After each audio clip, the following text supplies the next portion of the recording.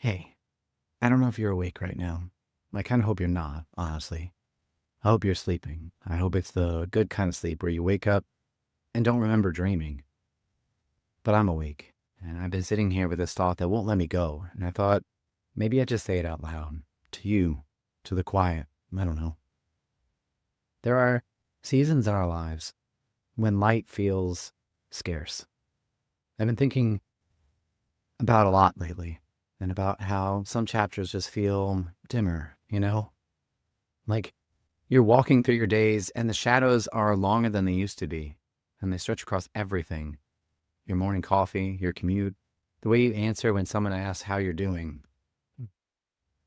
For the longest time, I thought resilience was this shining thing, this bright, defiant thing.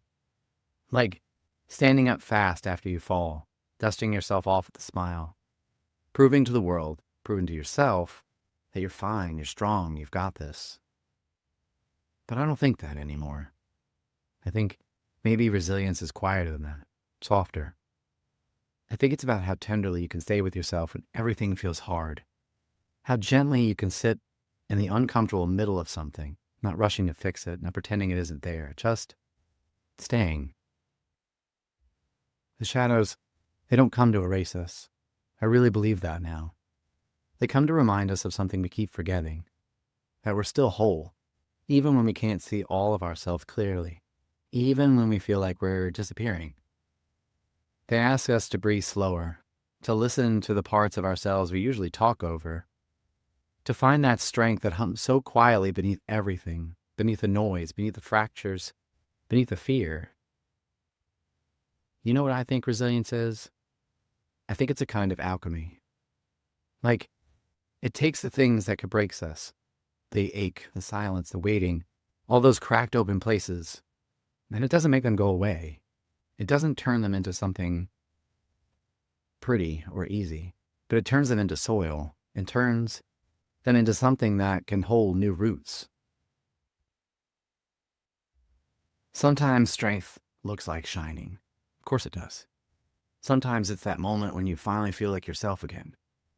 When you walk into a room with your head up, when you laugh and you mean it. But more often, and this is the part I'm still learning, more often, strength looks like staying. Staying with a story that doesn't have an ending yet.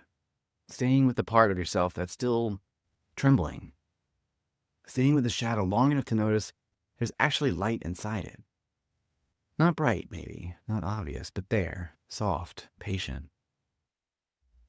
The alchemy of resilience, it's not about transforming yourself into something harder, something that can't be hurt. I used to think that's what I needed to become, impenetrable, unshakable. But that's not.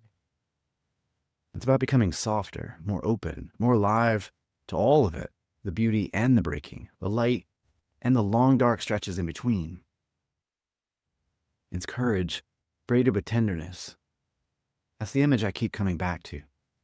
Those two things twisted together, holding each other up. And maybe the truest strength is just this, living the shadow chapters with as much reverence as the luminous ones. Not waiting for the hard part to be over to start honoring life again, not holding your breath until you feel better, but being here, fully here, even when here is difficult, even when here is 1 a.m. and you can't sleep and you're recording a rambling voice note because your heart is too full and too tired and too awake all at once.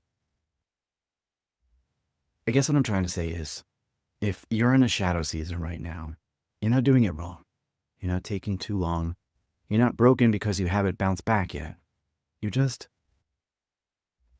growing roots in the dark. And that's sacred work.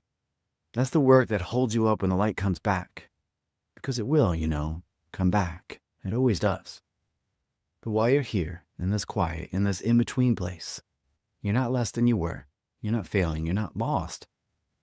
You're just being held by the slower rhythms, the deeper ones, the ones we don't talk about as much because they don't make good stories at dinner parties. But they're real. You're so real. And you're doing so much better than you think you are. I should probably try to sleep, but I'm glad I said this. Even if it doesn't make perfect sense, even if it's just words in the dark. Take care of yourself, okay? The tender way. the patient way.